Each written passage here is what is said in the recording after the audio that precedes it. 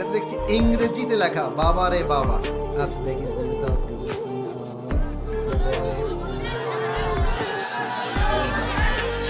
আসসালামু আলাইকুম হুজুর। এই আগে কে দিয়েছো? আমি তোমাকে ধমক দিব না, আমি তোমাকে একদমই ধমক দিব না। কে আছো বলবা নাকি ভয় পাচ্ছ?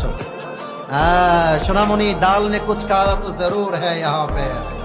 আচ্ছা ঠিক আছে যাও, আমি বলবো না। আমি আজকে তোমাকে নাম বলতে বলছি না, আমি পড়া ট্রাই করছি। এদিকে তাকান। আসসালামু আলাইকুম হুজুর, টেক লাভ। ওয়ালাইকুম আসসালাম। প্লিজ আনসার, দয়া করে উত্তর দিবেন। আচ্ছা, a girl named A marriage a boy name B. একজন এ নামের ছেলে বি নামের মেয়েকে বিয়ে করেছে পারমিশন ছাড়া, উইথাউট হার প্যারেন্টস পারমিশন, কোনো অনুমতি ছাড়াই বিয়ে করেছে। After some days the girl named A marriage another boy.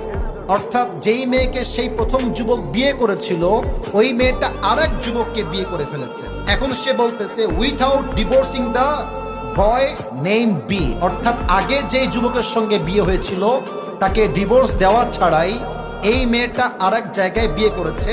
What should they do now? এখন তার প্রশ্ন হচ্ছে হুজুর তারা কি করবে? প্রথম কথাই আমি বলতে চাই, মেয়েটার বিয়েটা হয় নাই। এর কারণ কি? যদি কোনো মেয়ে সেকেন্ড কোনো বিয়ে করতে চায় তার স্বামীকে রেখে, তার স্বামীকে তাকে তালাক দিতে হবে। তালাক দিলেই হবে না, 3টা পিরিয়ড পার করতে হবে। 3টা পিরিয়ড যখন পার হবে তখন স্বামী এবং স্ত্রীর মাঝে রিলেশনশিপটা ফুললি ব্রেকআপ হবে। তখন মেয়েটা চাইলে অন্য কোনো জায়গায় বিয়ে বসতে পারে।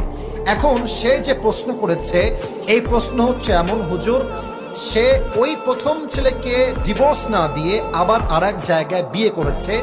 আমার মনে হয় যেই মেয়ে প্রথম স্বামীর থেকে ডিভোর্স না নিয়েই অন্য কোথাও বিয়ে বসে যায়, তার চরিত্রে নিশ্চিত ভেজাল আছে যুবক ভাইরা।